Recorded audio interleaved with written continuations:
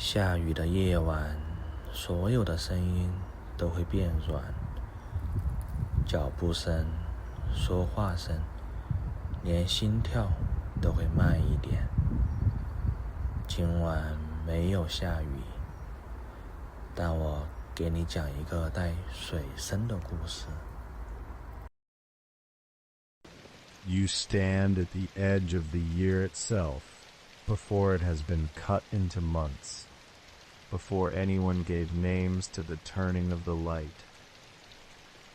From here it looks like a single shape, not 12 pieces laid end to end, but one long breath, drawn slowly in and slowly let go. The old text that recorded this, the Huainanzi, did not see spring and summer and autumn and winter as separate rooms in a house. It saw them as one motion of air, moving through a body far larger than any single body, a body made of fields and rivers in the slow tilt of the sky. You can stand at the threshold of that breath now and feel its shape before you learn its parts. Somewhere far below you, still hidden under frost, the earth is holding very still. This is the bottom of the exhale, the point where all the air has left, where the chest has fallen all the way down and rests there, empty, waiting. From this stillness everything will rise. The old record calls the rising half of the year the yang ascending, the warm breath drawn upward from the ground, through insects and thunder and rain, through fields turning green, through the fierce light of high summer. It calls the falling half the yin descending, the cool breath released back down, through fading color, through silence, through the long dark settling of winter. Between these two halves there is no wall. There is only a curve unbroken, the way one breath moves without a seam from filling to emptying. You are standing where the whole curve can be seen at once, the way a person standing far back from a mountain range can see how one ridge folds into the next, before walking close enough to notice each stone.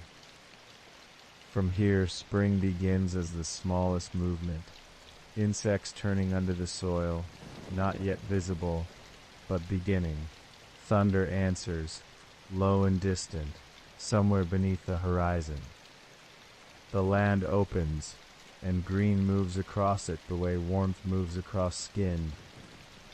By late spring, something gentler happens. The text says the hawk becomes the dove, meaning the sharp edges of the rising warmth begin to soften.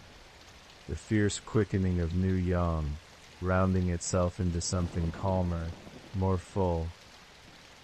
Then summer arrives at its height, and the breath is held there for a moment.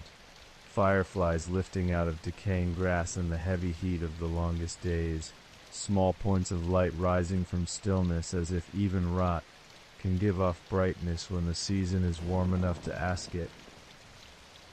That is the top of the inhale, the chest full, the air held, and then so gently that it is difficult to notice the exact moment it happens, the exhale begins. Sparrows disappear into the sea and are said to become clams, the old record's way of marking the turn, the point where yang lets go and yin takes its place. Quietly, without announcement, rainbows withdraw from the sky, color folds back into the clouds that made it, birdsong grows thinner, then rarer, until one evening there is no more birdsong at all, only the wind moving through bare branches, carrying nothing. That is the sound of the exhale nearing its end. Notice for a moment your own breath, here, in this dim room, wherever you are resting.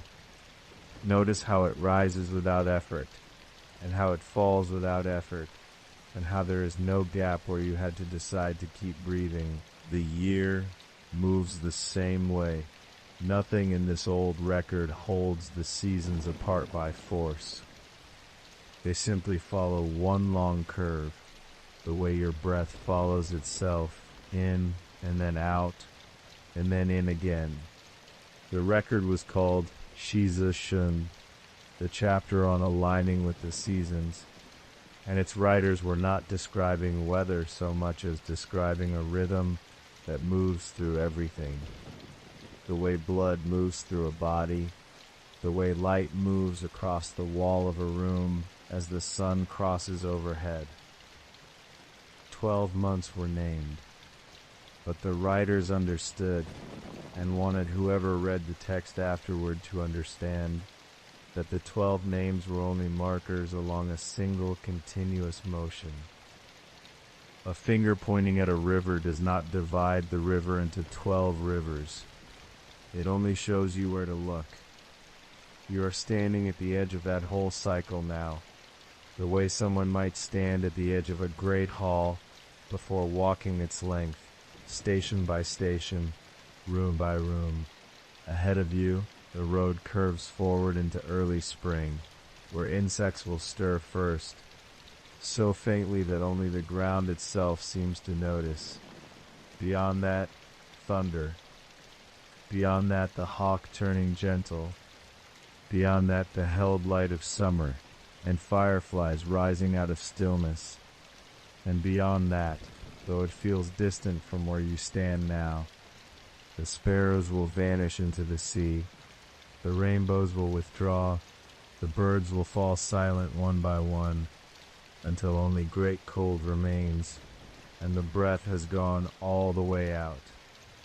Then, somewhere past the reach of this night, past the edge of what you will need to stay awake to hear, the breath will begin again. Spring will return the way it always has, without needing permission, without needing anyone to remember that it left. But that return is not yet your concern. For now, notice only this. You're standing at the very beginning of a long exhale that has already started, somewhere ahead of you on the road, in a season you have not reached yet. You do not need to hurry toward it. The road moves at its own pace, the way the year does, the way your breath does, when you stop trying to control it and simply let your chest fall on its own. Feel the weight of your body where it rests now, heavy against whatever is holding it. The mattress, the pillow, the quiet dark behind your eyes. That weight is not effort. It is only the shape rest takes when a body has stopped working to hold itself up. The old record moves the same way through the seasons, not by force, but by release, one station giving way softly to the next, the way a held breath gives way, at last, to the relief of letting go. Ahead of you, the first station waits, a field still touched by the last frost, where something small and hidden below the soil is just beginning to move. You do not need to reach it quickly. The road is patient. It has been walked before and will be walked again, long after this night has folded into some other night. And so, at the edge of the year, with the whole cycle laid out before you like a mountain range seen from a great distance, the road begins. The road brings you first to a field at the edge of thaw, where the frost has not yet let go of the ground entirely, and the grass still bends the way it bent in the coldest weeks. Your steps are slow here, not because the ground resists them, but because there is nothing in this place that asks to be hurried. The air carries a faint dampness, the smell of soil just beginning to soften after a long season of being closed. This is the first station of the breath, the place the old record calls the stirring of hidden things, when what has slept beneath the earth begins, without hurry, without announcement, to move. You cannot see it happening. That is the nature of this station. The change here is smaller than sight, smaller than sound, almost smaller than knowing. The old record says the insects wake first, not the insects you would notice in daylight. but the smallest of them, curled in the dark soil since the frost came, warmed now by something rising from below rather than falling from above. It says the count of Yang begins its climb here, not as a rush, but as a single thread of warmth entering ground that has been cold for so long it no longer remembers cold as an ending, only as a shape it was wearing. You can stand at the edge of this field and feel nothing change in the air around you, and still know, the way you know a room is not quite empty even in darkness, that something below you has begun. The record calls this the first movement of the breath, the inhale beginning not in the chest but far below, in a place too deep and too quiet for the ear. It says the peach trees, still bare, hold the shape of blossoms not yet formed, the way a held breath holds the shape of the exhale that has not yet come. It says the yellow oriole has not yet returned, but the branch it will land on is already listening for it. None of this can be verified by looking. That is what makes this station different from the ones that will follow. Here, the record asks you to trust what it says is happening beneath the visible world, the way you trust that sleep is beginning even before the waking mind has agreed to release its grip. Standing here, in this half-lit field between frost and thaw, there is very little to see, and that absence is not a failure of the season, it is the season's true shape. The old record does not rush to fill this station with images. It lingers in the almost nothing, the way your own breath, right now, is doing very little, and does not need to do more. You may notice, if you let your attention drop low enough, that your own body has begun something similar, not a dramatic release, just a slow settling, muscle by muscle, the way the earth is settling around whatever is stirring beneath it. Your shoulders have lowered without being told to lower. Your hands have grown heavier where they rest. Somewhere far off, the record is careful about this distance. It does not bring the sound close, not yet. There is thunder, not a crack, not a strike. A low murmur, so far beyond the hills that it barely qualifies as sound. It is more like a memory of sound, arriving before the thing that will cause it has fully happened. The record names this too. It says thunder begins to make its sound heard, though the character it uses suggests something more distant than a clap, more like a low word spoken in another room, muffled by walls and by sleep itself. This is not the thunder of the storm season, full and close and demanding attention. This is thunder still deciding whether to come at all, a rehearsal, heard only by those willing to stand very still in a thawing field and listen past the edge of what can easily be heard. You do not need to strain toward it. The old record is patient about this sound the way it is patient about everything else in this cycle. It arrives when it arrives, and no listening will make it arrive sooner. There is a stillness to this station that is different from silence. Silence is the absence of sound. This is something fuller, a held quality, like a breath drawn in but not yet released, filling a shape that has not yet decided what to become. The field holds this quality without effort. The frost holds it. Even the bare branches of the peach trees, standing without leaves against a sky still more gray than blue, hold it, waiting, the way you are waiting now without needing to do anything else at the same time. This is the shape of early spring in the old record. Not blossoms, not birdsong, not the loud arrival of warmth, just the first faint stirring of something buried, the first far murmur of something not yet close, the first breath in of a cycle that will take a full year to complete and release. You are permitted to feel very little happening around you right now. That is not a failure of attention. It is accurate. The record itself admits that most of what defines this station cannot be seen, only trusted, the way you trust, lying here in the dark, that rest is arriving even before you can name the moment it began. Notice your breath without changing it. It moves in quietly, the way the thread of warmth moves into the frozen ground. It moves out just as quietly, asking nothing of you.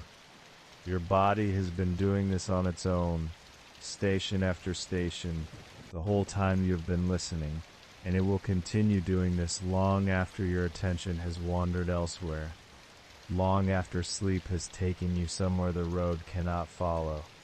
The old record does not linger long at any single station in the beginning of the year, because there is not much yet to linger over. What matters here is smaller than event. It is only the fact of beginning, the fact that something which was still has decided, without deciding, to move again. You could sit at the edge of this field for a long while and see almost nothing change. The frost would remain frost. The branches would remain bare, but beneath your feet, in the dark soil that has held its cold so faithfully through the long nights before this one, something small has already turned over in its sleep, has already felt the first thread of warmth reach down to where it lies, and has already begun, without waking fully, without announcing anything, to stir. This is enough for one station. The record does not ask for more, and neither does the road. Ahead the path continues along the edge of the same field, following a low rise where the frost thins further, where the ground has begun, in patches, to show its bare brown color beneath the retreating white. The next station is not far. It waits where the thunder, that same low murmur you heard only as a memory of sound, begins slowly to grow closer. You do not need to hurry toward it. The murmur will still be there when you arrive, only slightly louder, only slightly more certain of itself, the way a thought becomes slightly more certain the longer it is allowed to rest, unexamined, in a quiet mind. The road bends gently here, following the curve of the field rather than cutting across it.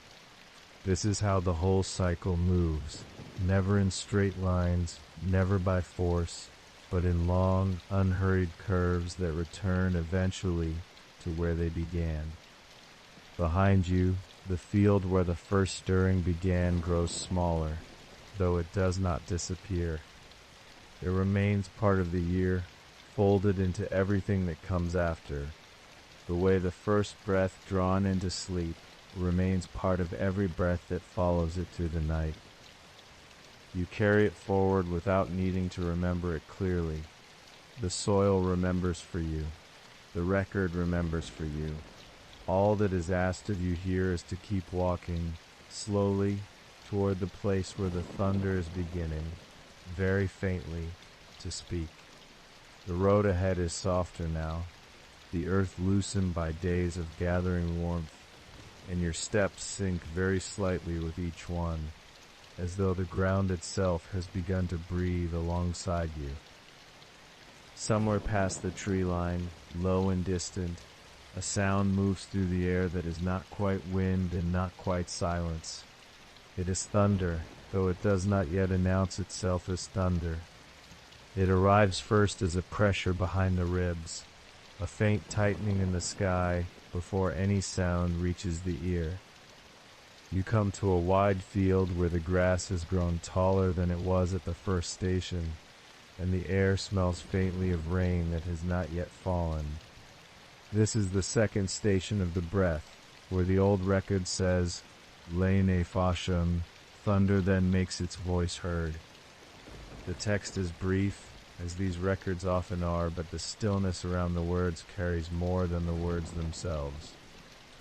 Thunder wakes fully now, no longer the murmur felt underground in the early season, but a voice that reaches the surface of the world and speaks outward, across fields, across rivers, across the low places where water gathers and waits. The old chroniclers wrote that thunder is yang finding its full voice, the breath rising further, no longer content to stir quietly beneath the soil. Where before there was only a tremor felt through the ground, now there is sound that travels through open air, reaching every low place at once, the way a single breath reaches every part of a sleeping body without needing to be directed there. The rain that follows is described as an answer, not an arrival. The record uses a gentle phrasing. Shi Dian, the first lightning appears, brief and pale, a flicker rather than a blaze, as though the sky is only now learning how to speak in light as well as sound. Farmers of that older world watched for this moment carefully, for it marked the point when the soil was considered ready, not simply thawed, but awakened, willing now to receive seed and hold it through the weeks of growing warmth that follow. The rivers, too, are recorded as changing in this station, where the winter rivers ran thin and quiet under ice, and the early spring rivers murmured faintly at their banks. The mid-spring rivers begin to carry a fuller voice, swollen gently by rain, moving with more certainty toward the lower plains. None of this arrives with violence. The thunder is described as full, but not sudden. It builds the way a voice builds when someone is speaking softly at first, and only gradually allows the words to carry farther, until the whole room, or in this case, the whole land, can hear them. You can stand at the edge of this field and let your breathing settle into a slow, steady rhythm, matching the pace of your walking rather than resisting it. Feel the weight of your own shoulders, softened now by however many miles have passed beneath your feet since the beginning of this record. The thunder, when it comes, does not need to startle you. It arrives the way sleep arrives, gradually, and then without any single moment marking the change, completely. There is something worth sitting with here, in this open field where the grass bends slightly under a wind that smells of coming rain. The thunder in this record is not the thunder of storms that frighten, the kind that arrives all at once and shakes the walls of a house in the middle of the night. This thunder is patient. It has been building since the first stir beneath the frozen ground, gathering slowly through weeks the record barely mentions, weeks that pass in the quiet gaps between one monthly entry and the next. By the time it reaches full voice, it does so not as an interruption to the season, but as its natural conclusion, the sound the whole land has been leaning toward without knowing it, the way a held breath eventually must find its release, not through force, but through simple necessity. The old text speaks of the land opening its mouth in this station, a phrase not meant literally but felt, in the way certain phrases from that older world are felt more than translated. The soil, softened now by rain, seems almost to part around each new root pushing upward, around each seed settling into darkness before it too learns to rise. There is a kind of trust recorded in this image, though the chroniclers never named it as such. The seed does not question the dark it is placed into. It rests there undisturbed, gathering whatever it needs from the stillness around it, and in its own unhurried time, without any effort visible from the surface, it begins to reach upward. This is worth carrying with you as the road continues, because much of what happens in sleep resembles this exactly, a stillness that appears from the outside to be doing nothing at all, while beneath the surface, everything necessary is quietly underway. Your own breathing right now can settle into something like that same trust. There is no need to control each inhale, each exhale, no need to manage the rhythm the way a mind sometimes tries to manage things that were never asking to be managed.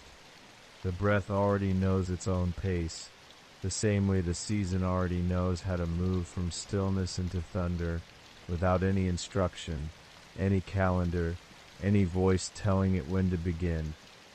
You can let your shoulders rest more fully into whatever is holding you right now, whether it is a bed, a chair, the softness of a pillow beneath your head. The weight of the day can be allowed to settle downward, the way rain settles into soil that has been waiting for it.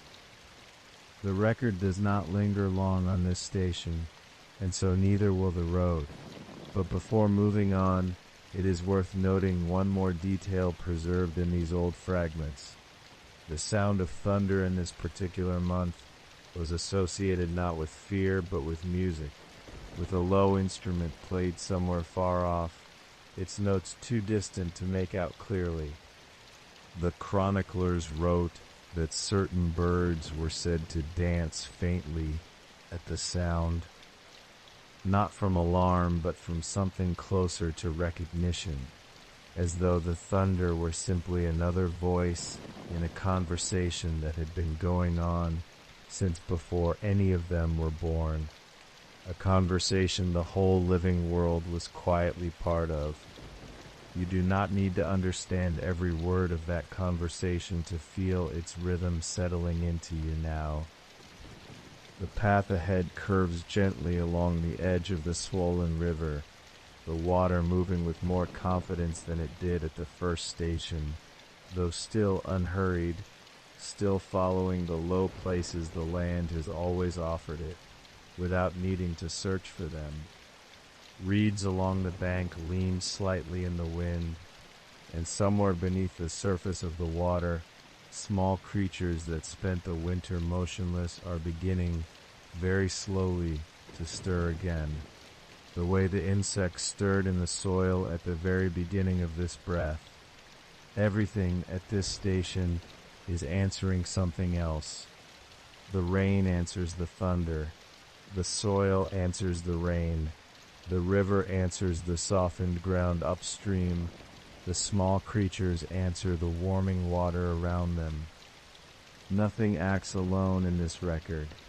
Each transformation calls the next one gently into being, the way one exhale naturally draws the next inhale after it, without force, without any conscious decision required.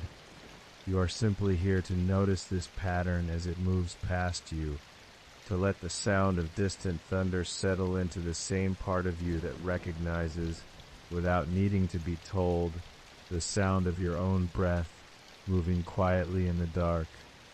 The field behind you grows quieter now as you continue forward, the thunder retreating to a low murmur somewhere beyond the hills, though it does not fully disappear.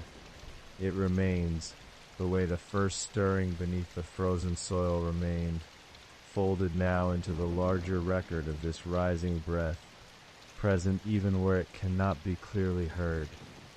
The road continues along the riverbank, the water beside you moving steadily toward wherever the land has always intended it to go, and ahead, where the fields begin to open wider under a sky growing paler with the promise of full daylight, the next station is already waiting, quiet and unhurried, for whenever you are ready to arrive.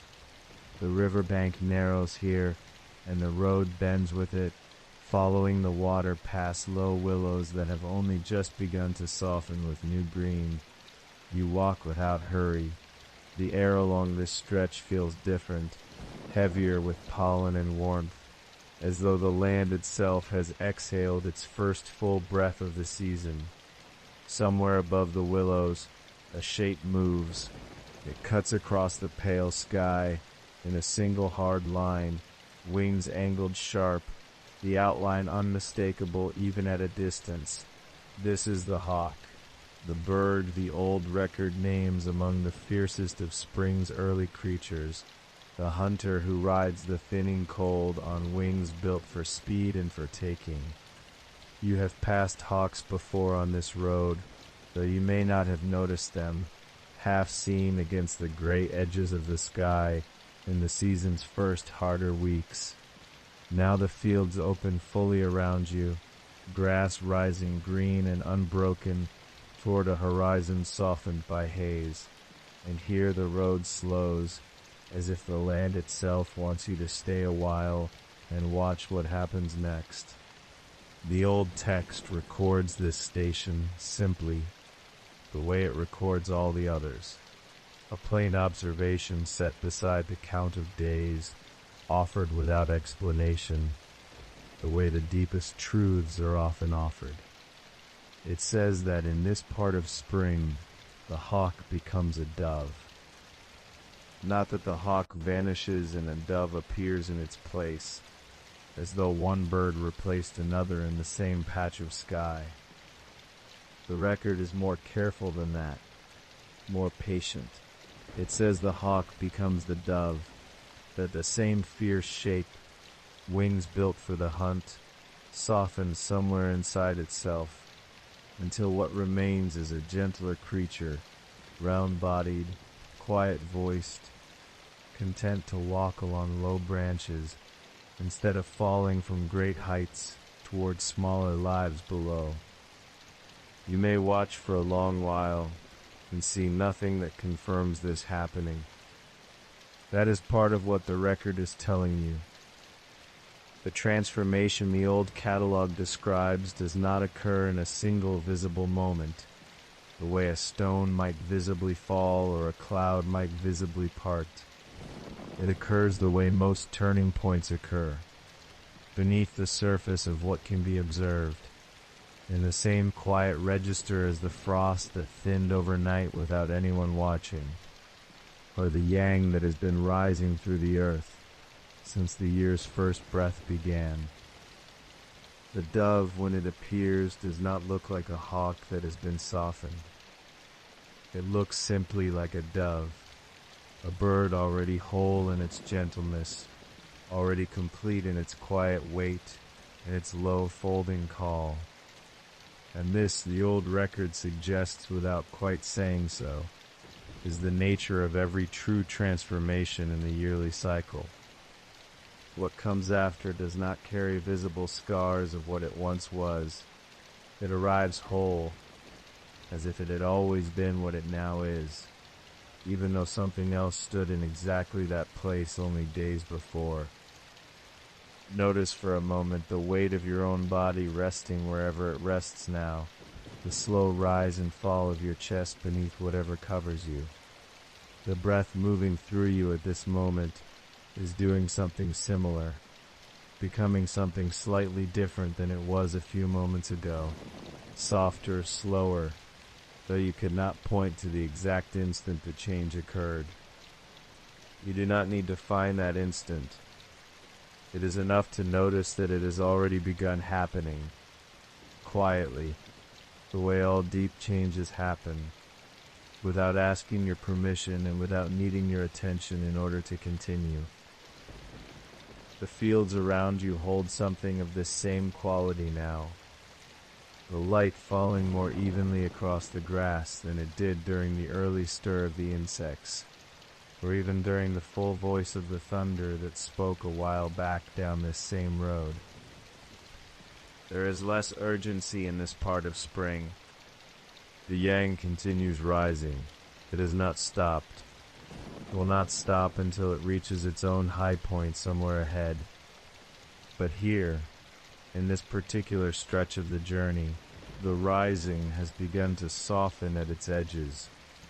The way water softens the hard lines of stone it has passed over for a very long time. This is what the record seems to mean by the dove replacing the hawk. Not an ending of fierceness, but its rounding. Walking on, you notice the road curves gently now, rather than cutting straight through the land as it did earlier, near the field where the thunder gathered.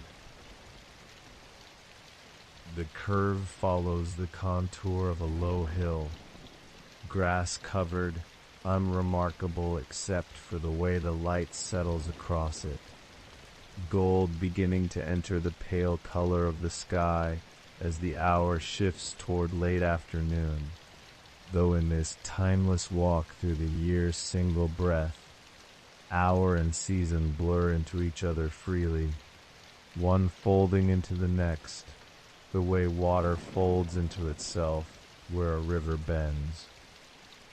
Along this hillside, you may notice doves themselves if you look. Small shapes settled low in the grass or perched along the low branches of trees just beginning to fill with leaf. Their calls soft and repetitive, a sound with none of the hunting sharpness the hawk once carried through this same air. The old record does not ask you to feel sorrow for the hawk or relief at the arrival of the dove.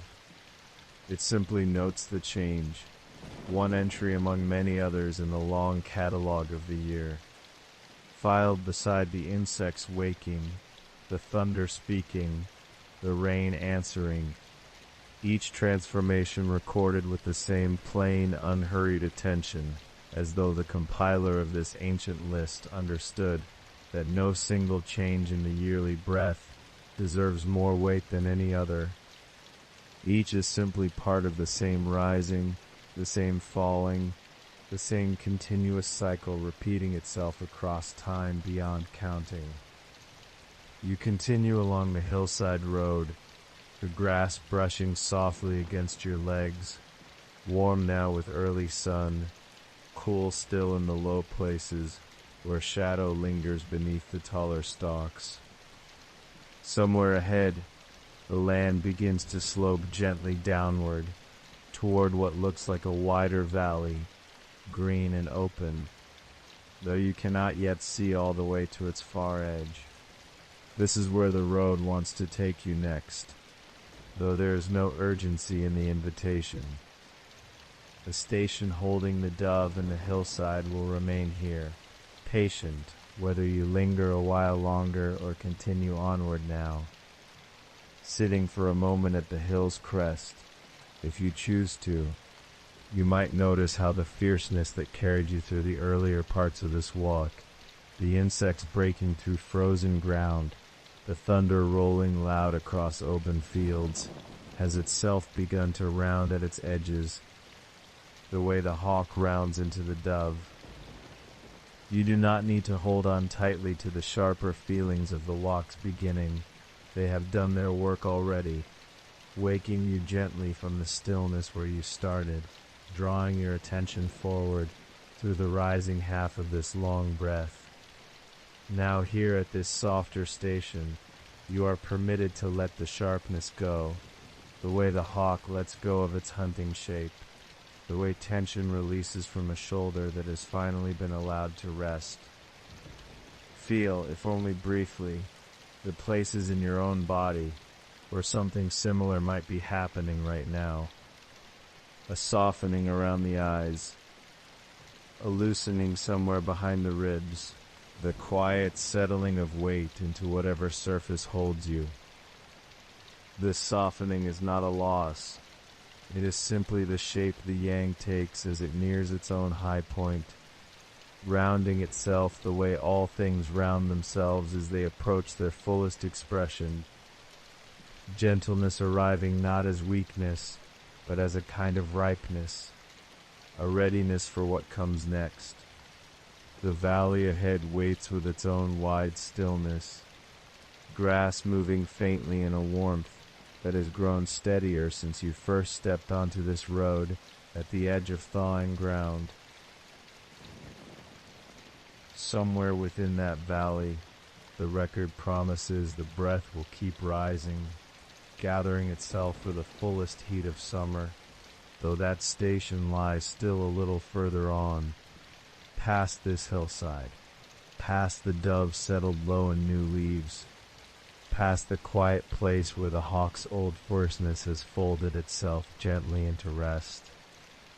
For now the road descends softly from this crest, the grass thinning slightly where the slope steepens, the wider valley opening below like the next unhurried breath waiting to be drawn.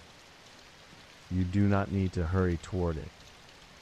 The valley, like the hillside, like the dove, like the fields further back, where the insects first stirred and the thunder first spoke, will still be there whenever you arrive, patient in the way that all of this old land has always been patient, holding its record open for as long as it takes you to walk its whole and gentle length. The valley receives you slowly, the way warm water receives a tired body. Here the air has thickened. Heat has settled into the grass like something poured, and the light no longer arrives in bright shafts, but as a soft golden weight lying flat across the fields. This is the deepest part of the walk, the part where the road seems to slow of its own accord, where even your footsteps sound farther apart than before. The season has climbed as high as it will climb. You can feel that in the stillness of the leaves, in the way the birds have grown quiet through the middle hours, saving their small voices for the cooler edges of the day. Ahead, where the path bends beside a low ditch thick with grass gone soft and dark at its roots, something moves without moving, a flicker barely there, gone before you're sure you saw it. Then another, further off, then several more, scattered like sparks that forgot they were meant to rise and instead hover, unhurried just above the decaying stalks. These are the fireflies the old record speaks of, the small lights said to be born not from egg or wing in the ordinary way, but out of rotting grass itself, out of damp and heat and stillness pressed together until something new agrees to glow. The text does not explain this as strange. It offers it simply the way it offers thunder, the way it offers doves born from hawks. Another quiet proof that the world is always turning one thing into another. That decay and light are not opposites but neighbors, sharing the same patch of warm and darkening ground. Here at the peak of the breath, this is what the land chooses to show you. Not a burst of brightness, but a soft scattering of small ones, each firefly no larger than a grain of rice, each glow no stronger than a held thought.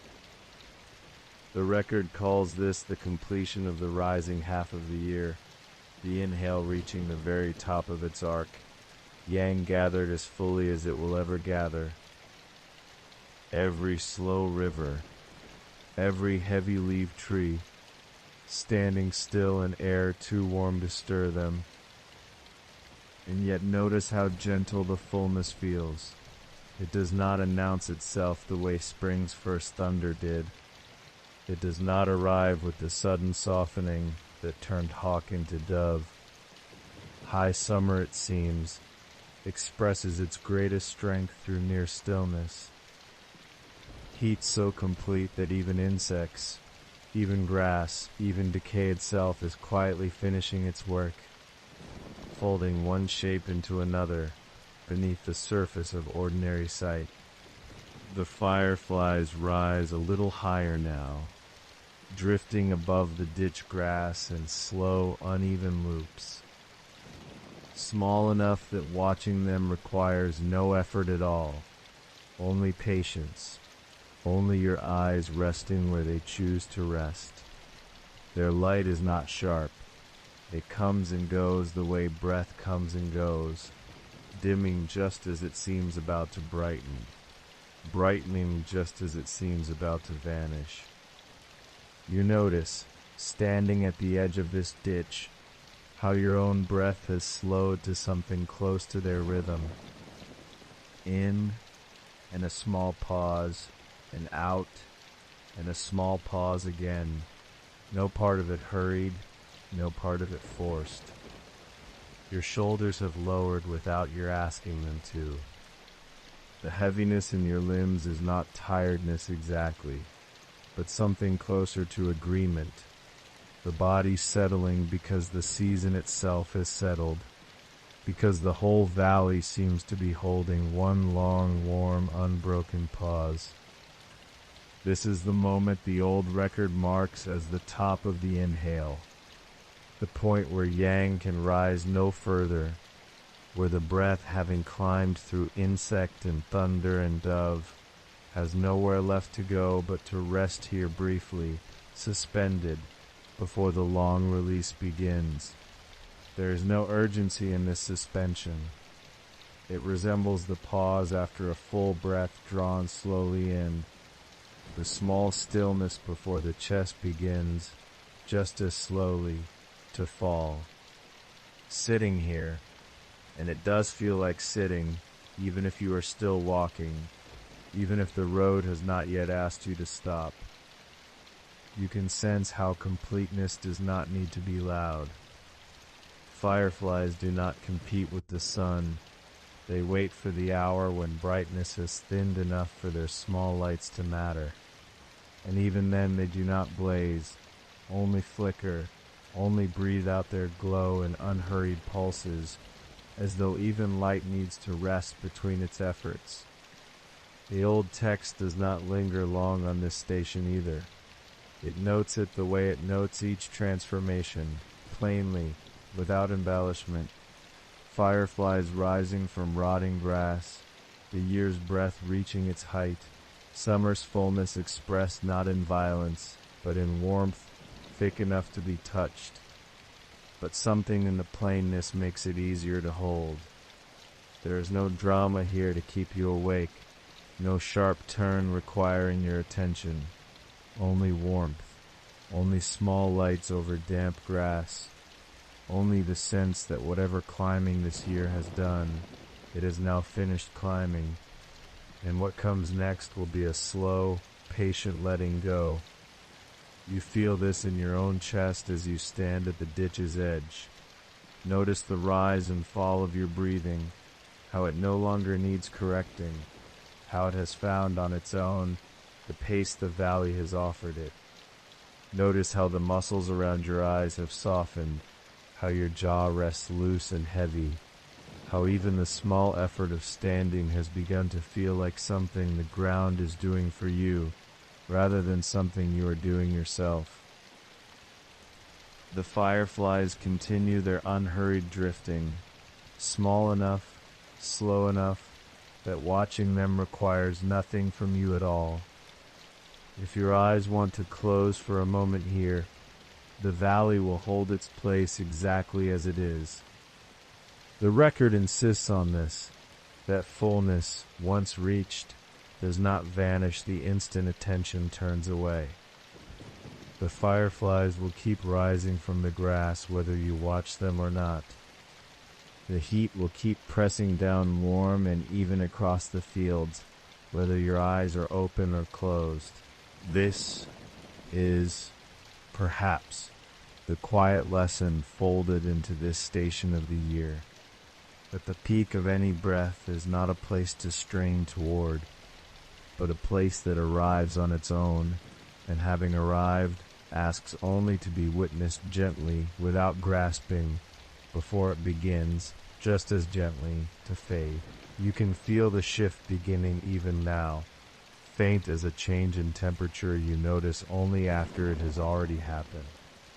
The light along the western ridge has thickened into something almost amber, the kind of color that marks not the brightness of noon, but the beginning of evening's long unwinding.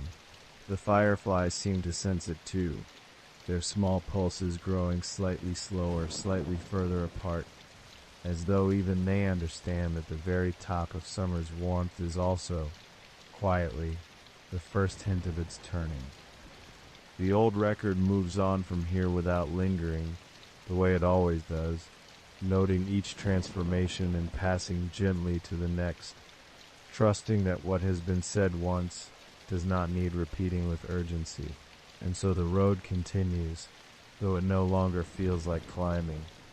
Where before each station seemed to rise a little higher into brightness and stir, now the path begins its first faint tilt downward, so faint you might miss it, if you were not already this quiet, this slowed, this willing to notice small things.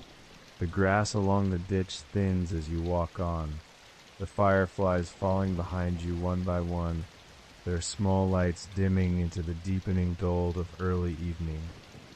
Ahead, the land opens toward a wider stretch of fields you cannot yet fully see, softened at their edges by a haze that might be heat, or might be the very beginning of autumn's first quiet breath waiting somewhere just past the horizon. You do not need to reach it tonight. The valley behind you, full of warmth and small lights and grass giving itself over gently to new life, will remain exactly as it is, held open in the old record the way all of these stations have been held, patient, unhurried, waiting for whenever you are ready to walk further into the softening dark. For now the breath rests at its highest point. For now it is enough to stand here, in the warm, thick air, watching small lights rise from stillness, feeling your own breath match their unhurried rhythm, feeling the first almost imperceptible turn beginning, the very top of the inhale, already, without any effort at all, beginning to fall. The road ahead has changed, though nothing marks the change with any sound. The grass is the same grass. The air still holds a little of summer's warmth, low against the ground, lingering the way heat lingers in stone after the sun has gone. But something in the light has shifted its weight. You notice at first in the color of the sky at the edges, a thinness that was not there before, spreading slowly, as if something unseen has shifted the balance of light and dark. A pale current running along the horizon like water finding a new channel to follow. The road bends toward the coast now. You can smell it before you see it. Salt riding faintly on air that used to carry only grass and warm dust. The land begins to open, the fields giving way to reeds, the reeds giving way to something wider and grayer and more patient than any field could be. This is the station of the turning point. This is where the breath, having risen as high as it will rise, begins, so gently that at first it is only a suggestion, to fall. The old record calls it the time when sparrows enter the great water and become clams. You arrive at a shoreline that seems to hold no clear edge. Sand and shallow water and low sky, all softening into one another. The boundary between elements no more certain than the boundary between waking and sleep. Overhead, where all through summer small brown birds moved in restless scattering flocks, the sky now holds only a few. Fewer calls, fewer wings cutting sharp lines against the gray. The sparrows that filled the warm months with their small constant noise are, one by one, growing quiet, and the old text says they do not simply fall silent, they do not simply fly elsewhere. They go down into the water. They give up their wings. They become something else entirely. The record describes it without any strain, without any sense that this should surprise you. Sparrows enter the sea and become clams. Feathers dissolve into shell. Small hollow bones settle into something dense and smooth and closed. The bird that once needed the whole sky now needs only a narrow space between two curved plates of shell and the slow tide moving over it, and nothing more. You can stand here a long while and not be sure you have witnessed the moment itself. That is the nature of this kind of change. It does not announce itself. There is no sound at the threshold. A bird lifts from a reed, circles once, low over the gray water, and where it comes down, the water simply closes over the place, smooth and unbroken, the way sleep closes over the last thought of the evening, without any seam to mark where waking ended.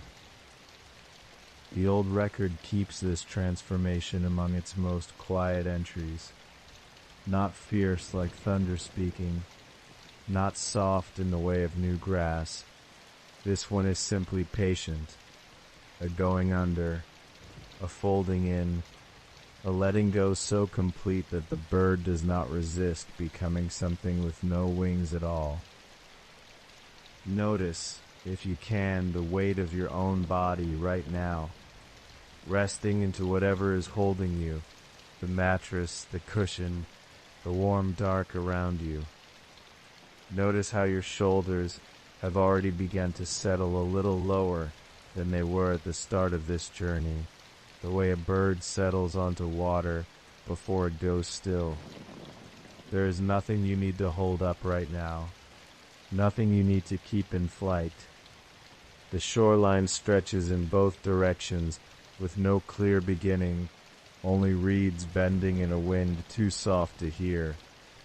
Only the low gray water taking each small shape the sky offers it, and returning nothing but stillness.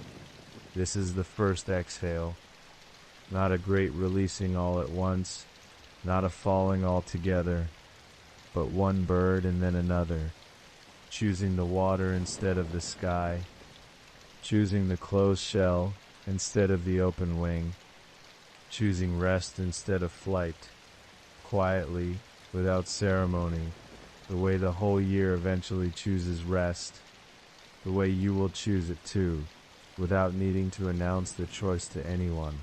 The old record does not mourn this. There is no grief in the language describing sparrows becoming clams. It is recorded the way thunder was recorded, the way the hawk's turn to the dove was recorded, as simply another motion the breath makes on its way through the whole slow cycle. Yang has crested. It cannot stay at the crest forever, no more than an inhale can stay forever at the top of the chest. Something in the design of breathing requires the fall. Something in the design of the year requires yin to begin its slow gathering, and this shoreline, with its handful of remaining birds and its wide gray water swallowing small brown shapes one at a time, is where that gathering begins. You do not have to understand exactly how a bird becomes a shell. The old record does not explain the mechanism. It simply names the fact and moves forward, the way a traveler names a landmark without needing to know what lies beneath the stone. Perhaps it is enough to know only this, that the sparrow does not fight the water. There is no record of struggle in this transformation. The bird settles the way you are settling now, into whatever holds it, trusting the descent because the descent has always, in every turning of the year, led somewhere quiet and whole on the other side. You can sit at the edge of this shoreline as long as you need to. The water does not ask anything of you. It only continues its low, unhurried motion, drawing the tide in, drawing the tide out. The same motion the whole year is now beginning to make. The same motion your own breath is making without your needing to guide it. In and out, rising and falling, a small private tide inside your chest that mirrors the larger one moving across this whole gray water in front of you. Somewhere out, past where your eyes can resolve any detail, a last sparrow lifts, circles once, and comes down onto the surface of the water without a splash you could hear even if you were standing close. And where it comes down, the water closes, smooth, unbroken, holding whatever has happened beneath it in a stillness that asks no questions and offers no explanations. The old text moves on from here without lingering, the way it always does, cataloging forward toward the next station, the next small transformation in the long unwinding of the year. But something about this particular station asks you to linger a little longer than the others did. Not because there is more to see, but because there is less. Less noise, less brightness, less of everything that summer offered so generously. And in that lessening there is already, if you let yourself notice it, something that feels almost like relief. You do not have to hold the whole bright weight of summer anymore. You do not have to keep every wing beating, every note singing, every small bright light glowing against the dark grass. Some things are allowed to go under the water now. Some things are allowed to close softly into shell, into stillness, into a shape that asks for nothing more than to rest in the slow-moving tide. The record notes, almost in passing, that the clams formed this way carry a faint pattern on their shells that resembles feathers, if you look closely enough, if the light falls at the right angle across the ridged surface. A small trace of what they were. Not a wound, not a loss exactly, only a memory folded into a new and quieter form, carried forward the way memory is always carried forward into whatever comes next. Softened, simplified, still somehow whole. Feel the place where your body meets whatever is beneath it right now. The mattress, the blanket, the warm weight of the dark around you. Let your breath find its own low rhythm, the way the tide finds its own rhythm without needing your attention to keep it moving. You are allowed to let something in you close softly right now, the way the water closes over each small bird, unbroken, complete, asking nothing further of you. The shoreline holds this quiet exchange the way it will hold it every year, at exactly this turning, without fail, without effort, the birds going under and becoming shell, the shell settling into sand, the sand receiving the tide drawing back only to return, patient, unhurried, endlessly returning. You leave this station the way you have left the others, not by walking far, but by letting your attention drift, the shoreline softening behind you into gray light and low water sounds, the last few sparrow calls fading into something closer to silence than to song. The road ahead continues past reed and dune toward whatever waits further along this widening exhale, but there is no need to hurry toward it. The breath, having begun its fall here at the water's edge, will keep falling on its own, slow and steady, the way your own breath is falling now, out and out again, unhurried, complete, the way the sparrows are settling somewhere beneath that unbroken gray water, wings folded into shell, needing nothing more than stillness now, needing nothing more than the low, patient tide moving over them, again and again and again. The road ahead does not announce itself. It simply continues, the way a breath continues without needing to be told to fall.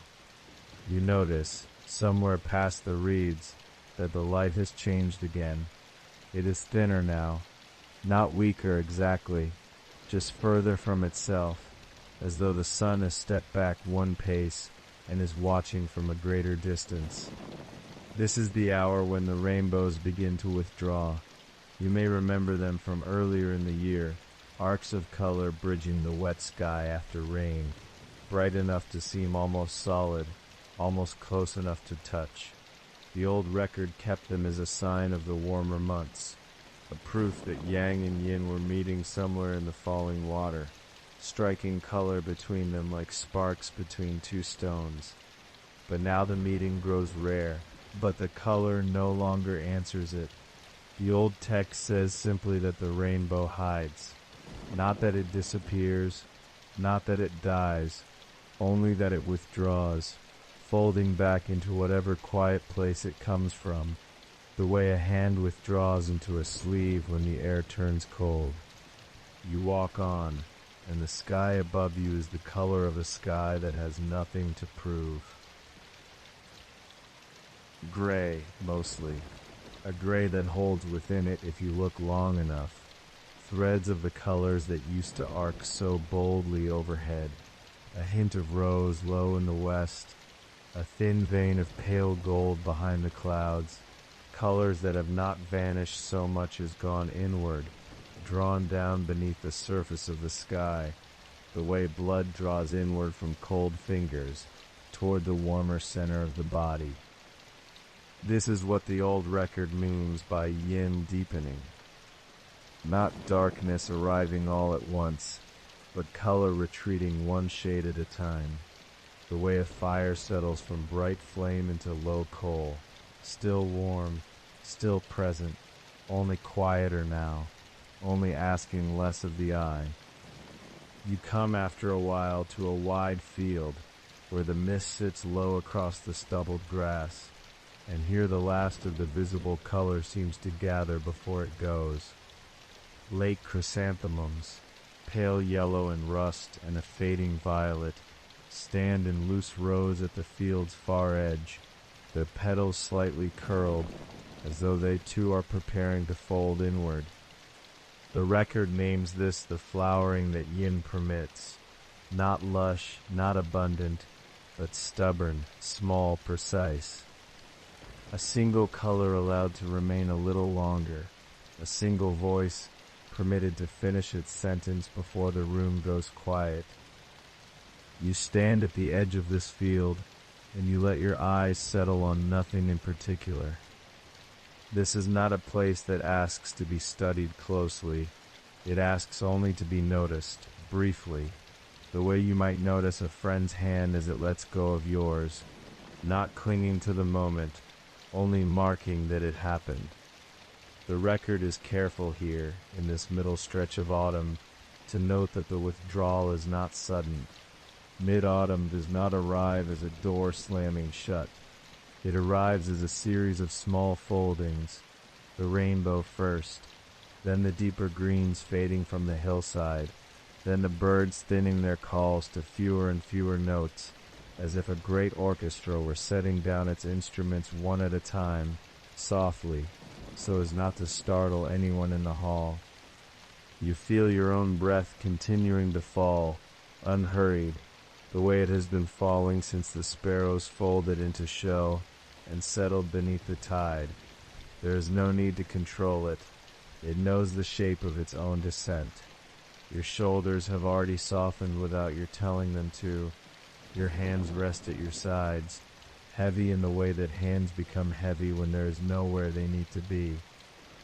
Further along the field, where the mist has gathered thicker near a stand of bare willow, the record turns to another quiet marker of the season, dew turning to frost, though so slightly, so early in its turning, that the frost does not yet whiten the grass.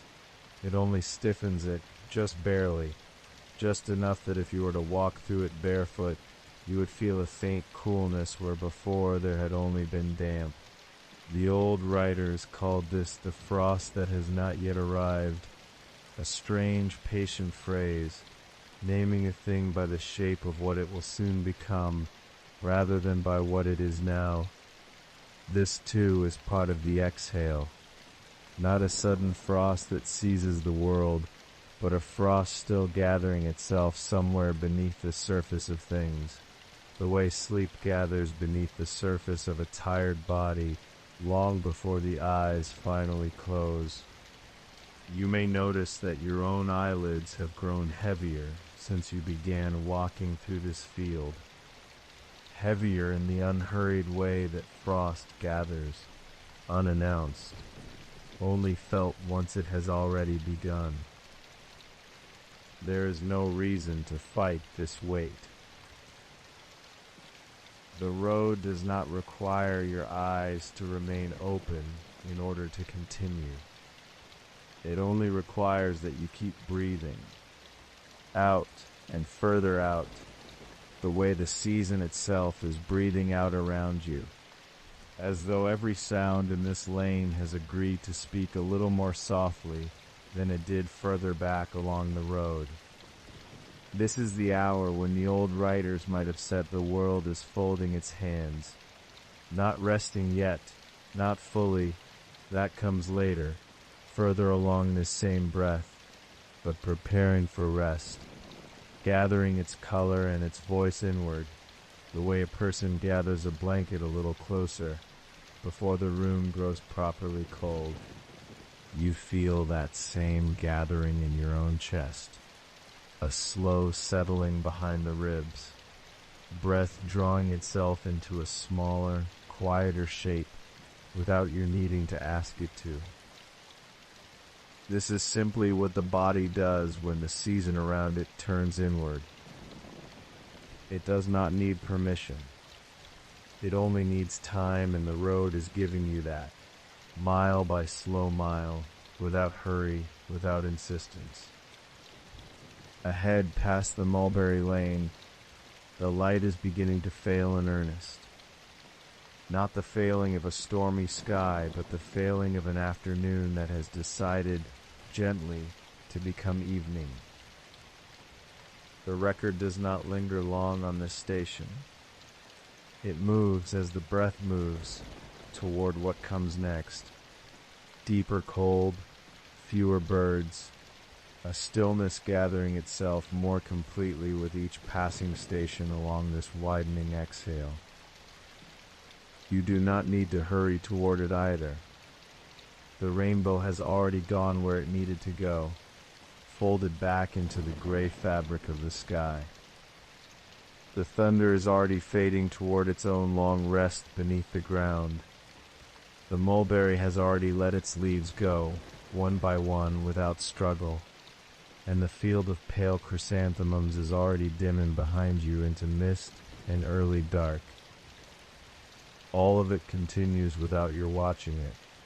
All of it will still be here, unfolding at its own unhurried pace, whether your eyes stay open a while longer, or close now, here in this quiet lane, beneath these bare and gently trembling branches, while the breath of the whole year goes on falling, softly, further and further out, the way yours is falling now, needing nothing from you but this, to let it fall, and let it fall, and let it fall. The road ahead is thinner now, worn down almost to a suggestion of a road, and you notice you have stopped asking where it leads. It leads onward, the way it always has. That is enough to know. The lane opens into a wider stretch of country, flat and pale, where the last stands of grass lean low, under a sky the color of ash and old paper. Walking here takes less effort than it did before. Your steps have grown shorter, quieter, as though the ground itself is asking less of you with every one that falls. Something is missing from the air, though it takes a moment to notice what. The birds. Only days ago, though days mean less and less out here, there was still some scattered calling, a thin note here, an answer there, threads of sound stretched across the wide gray distance. Now there is nothing, not silence exactly, something quieter than silence, the way a room feels different after someone has left it, the shape of their absence still hanging faintly in the air. The old record speaks of this moment plainly. It says the migratory birds have all departed.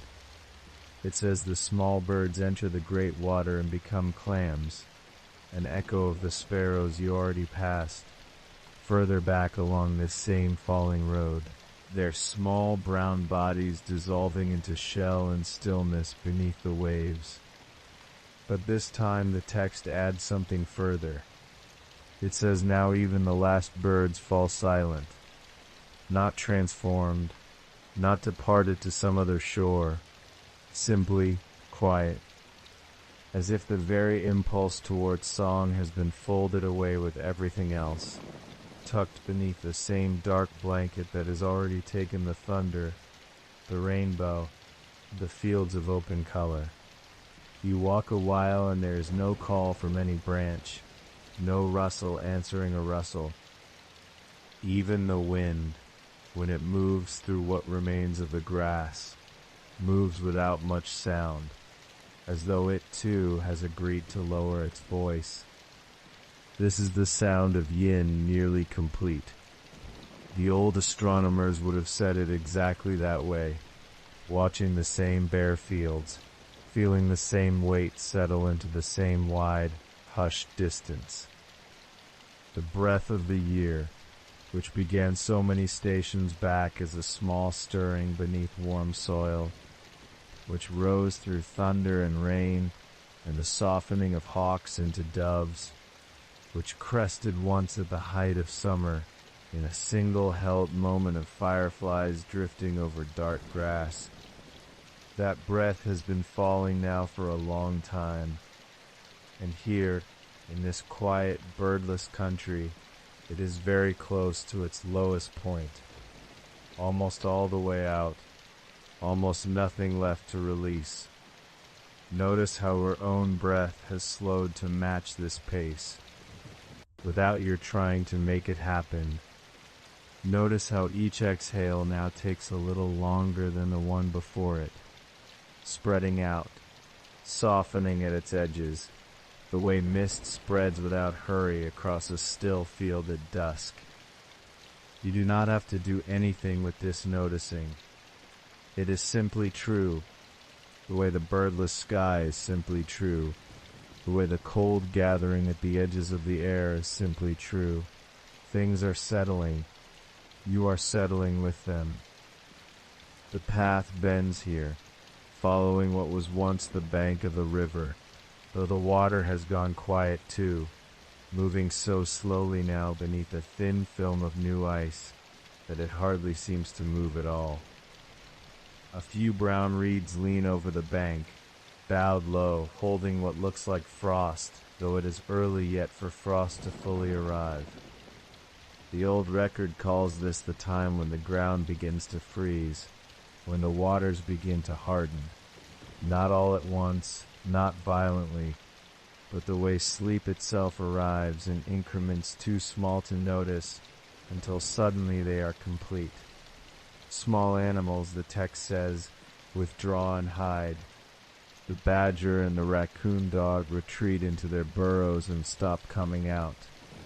Pheasants disappear into the great water and become large clams, another quiet transformation, another small creature folding itself into stillness at the bottom of something vast and cold and dark. It is the same shape of story told again and again across these last few stations. Something visible becomes something hidden. Something moving becomes something resting. Something that called out into the world becomes something that keeps its silence at the bottom of deep water. There is comfort in the repetition if you let there be. The land is not improvising here. It has done this every year, for longer than any single winter can remember, and it will do it again.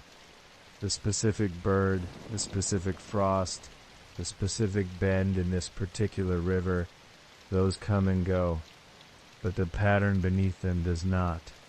The pattern only asks that everything eventually stop and rest, and wait to be called forward again by warmth it cannot yet feel. You are somewhere inside that same pattern now. You do not have to name where. The road continues past the frozen bend, and the light, what light there is, has thinned to something the color of pale ash. Neither quite day nor quite dusk, simply low and even and without much distinction between 1 hour and the next. This is the quality of light the old record assigns to early winter proper, when the sun's path has withdrawn further to the south, when its arc across the sky grows shorter and lower with each passing station, until it barely seems to rise above the bare tree line before beginning its retreat again.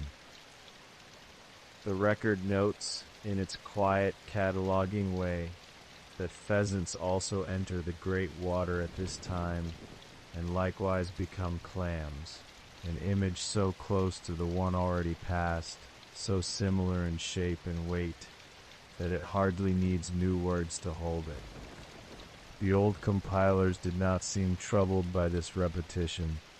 They let the same transformation happen twice, in nearly the same language, because the truth being pointed at was not really about pheasants, or sparrows, or clams at all. It was about how the visible world keeps folding itself into the invisible one as the year grows older. It was about how sound gives way to silence, and silence gives way to depth, and depth is where all of it waits, unseen, unbothered, until it is time to rise again.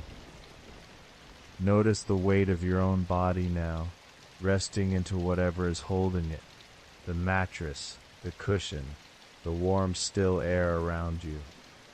Notice that this weight asks nothing of you either. It is simply there, the way the frozen river is simply there, patient beneath its thin new skin of ice.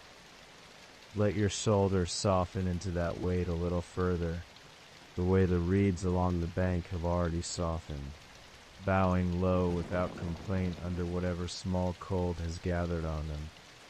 The path narrows again as it climbs a low rise, and from its crest you can see the whole flat country spread out behind you.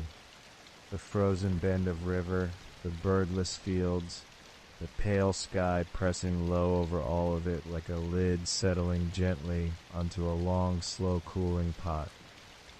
Nothing calls out from that whole wide landscape. Nothing needs to. Everything within it has already said what it had to say, weeks and stations ago, and now it simply waits, the way you are learning to simply wait, without urgency, without the need to fill this quiet with anything at all. The record calls what comes next Great Snow, and behind that, closer now than it has ever been on this long walk, it names the final station, Great Cold. The exhale is almost finished. There is hardly any breath left to release.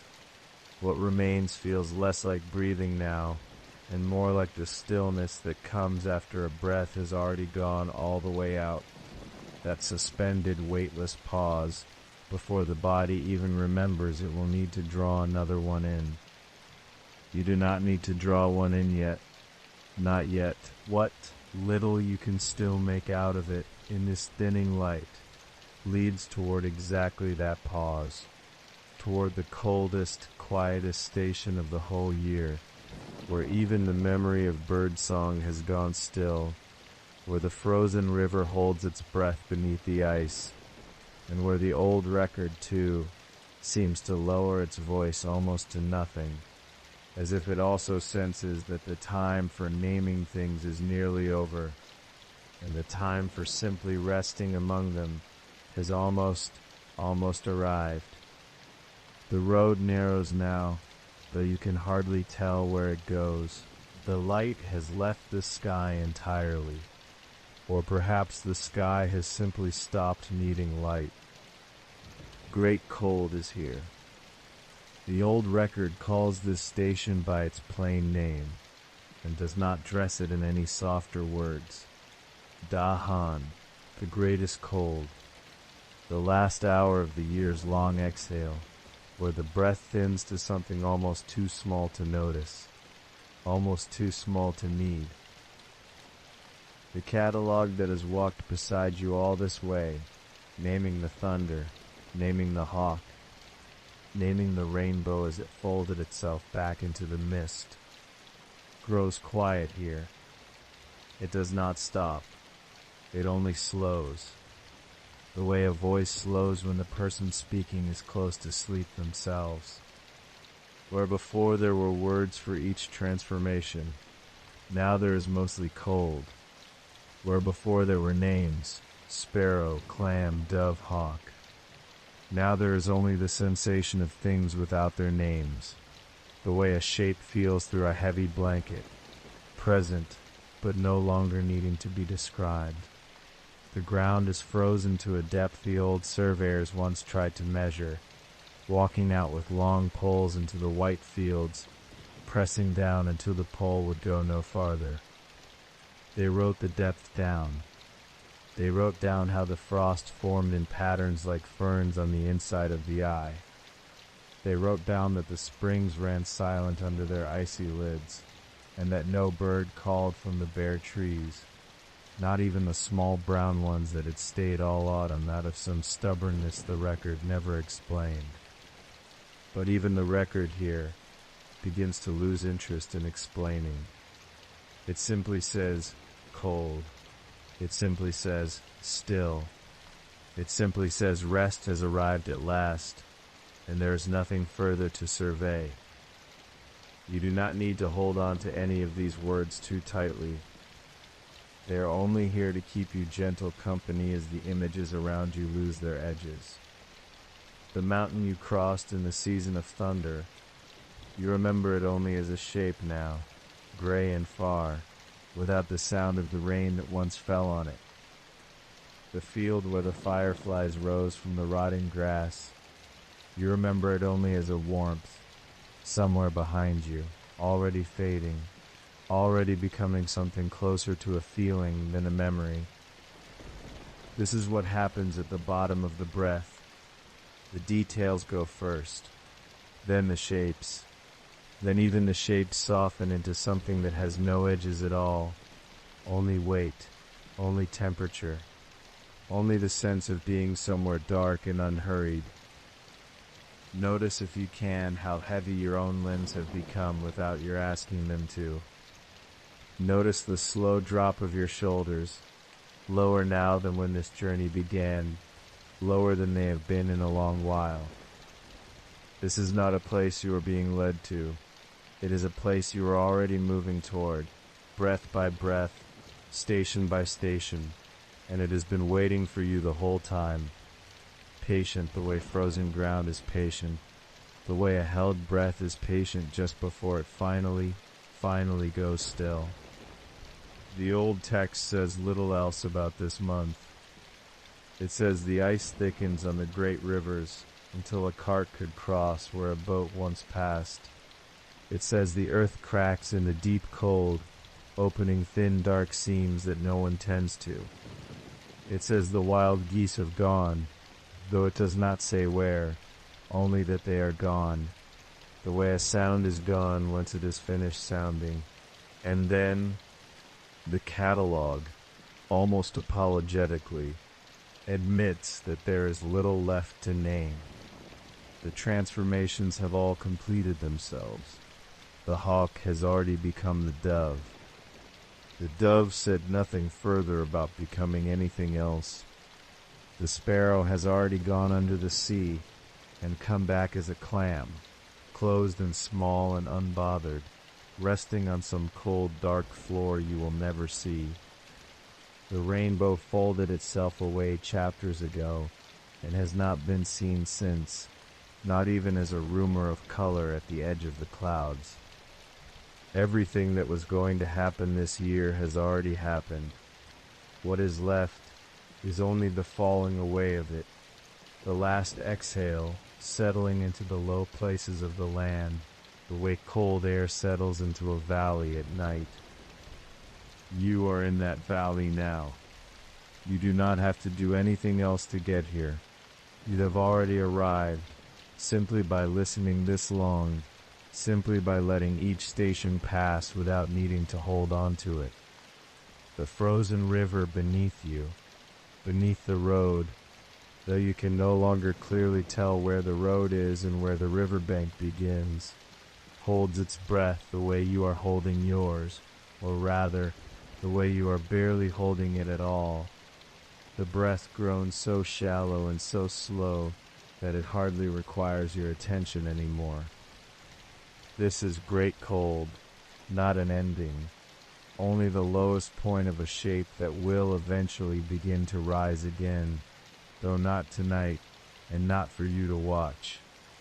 The old record, in its last few remaining lines about this month, mentions frost on bare branches and silence over the fields and a stillness in the air so complete that even the smoke from a distant hearth seems to rise straight up without bending, as if the wind itself has gone to sleep somewhere just beyond the hills.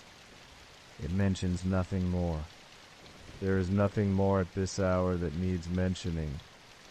The naming voice, the one that has walked with you from the first stirring insect beneath the warming soil, all the way to this frozen, wordless field, has grown so quiet now that you may not even notice when it stops speaking altogether. It is not leaving you. It is only settling, the way you are settling, into the last few inches of breath before the long, unmeasured pause. Somewhere far off, past the edge of what the record still bothers to describe, there might be the first faint suggestion of something stirring. Not yet, not tonight, but somewhere ahead, past the coldest hour, past the place where even memory has gone quiet. The old cycle does not end here. It only rests here. It has rested here every year, in every telling, long before this one, and it will rest here again, long after tonight has passed into whatever comes next. But that is not for you to walk toward now. There is nowhere further you need to go tonight.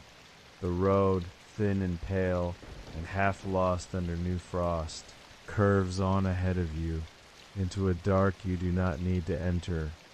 You can simply stop here, in this low, cold, quiet place, where the breath has gone almost all the way out, where the record has grown almost silent, where the only sound left is something so soft, it might only be the sound of your own breathing, slower now, heavier now, sinking now toward the stillness the whole year has been walking toward from its very first page. The stillness holds you. Nothing asks anything of you now. The last breath of the year is almost finished leaving. You can feel it going. Slow and even. Out through the cold air, out past the frost. Out past the dark edge of the road you no longer need to walk. Great cold is not a place with walls. It is only the far bottom of the breath. The place where going out stops being an effort and becomes simply what is happening. You are there now. You do not have to hold anything up. Somewhere behind you, so far behind that it barely counts as memory, insects stirred beneath thawing ground. Somewhere behind that, thunder spoke for the first time in a year, and rain answered. A hawk somewhere back there in the pale distance softened into a dove. None of that needs you tonight. It happened already in its own quiet order, and it will happen again in its own quiet order without needing you to watch it a second time. Fireflies rose from wet grass once, small and brief, and that was the top of the breath, held for one long golden moment before it began, so gently you may not have noticed, to fall. Sparrows went down to the shoreline and did not come back as sparrows. Rainbows folded themselves back into the gray and did not appear again. Somewhere in there the birds stopped singing, one by one, until the fields held only wind. All of that is already written into the year behind you, and none of it is waiting for you to finish it. You can let your shoulders rest into whatever is holding you right now. You can let your hands go loose and heavy at your sides. There is nowhere left to arrive at tonight because you have already arrived. The cataloging voice that has walked beside you this whole time, naming each station, each small transformation, each turning of yang into yin, has gone very quiet now. It does not need to name anything else. It has said what it came to say. The record does not end at great cold. It simply stops needing to be read for a while. Somewhere beyond the edge of what you can hear, the exhale is finishing its long fall, all the way down, all the way out, the way it does every year at this low, dark hour of the whole turning cycle. And somewhere just past that, in a place your waking mind does not have to travel to tonight, the breath will begin, very quietly, to reverse. It will not ask your permission. It does not need your attention. Deep under frozen ground, something that has been perfectly still will begin, so slowly that no single moment of it could ever be caught and named. to lean back toward warmth. An insect that is not moved in what feels like forever will feel, without knowing it feels anything at all, the first faint pull of spring, still many long dark weeks away. You do not have to feel it with them. You do not have to wait for it. You do not have to keep this year going by yourself. The turning happens on its own. It always has. It will happen tonight while you are somewhere else entirely. Somewhere without roads or stations or names. Somewhere the 12 months cannot follow you into. That is where you are going now. Not forward along the pale road. Not backward toward the fireflies or the thunder or the first stirring insects. Only down into the low, warm dark behind your own closed eyes, where none of the months can reach. Let your breath go out one more time, slow and complete, the way the whole year has just finished doing. You do not need to draw the next one in with any effort at all. It will come by itself, the way spring will come by itself, the way it always has, somewhere far past the edge of tonight. The mountain is still out there in the dark, holding its shape the way it has held it since before this telling began. The river is still moving somewhere, low and slow under a skin of ice, saying nothing, going nowhere in particular tonight. The road is still there too, thin and pale, curving off toward a spring that does not need you to reach it awake. None of it requires you. It never did. It only ever asked you to walk beside it for a while, and to notice, and to rest when resting was what came next. Resting is what comes next. The year has finished its long breath out. The cycle is turning back toward light, somewhere far beyond where you can hear it, and it will keep turning, whether you are watching or not, the way it always has, the way it always will. You do not have to watch it any longer tonight. You can simply stay here, low and warm and still, in the last quiet hour of the year, in the last quiet hour of the telling, and let whatever comes next arrive on its own, without you, until the moment, much later, much softer than any word, when you happen to notice that it already has.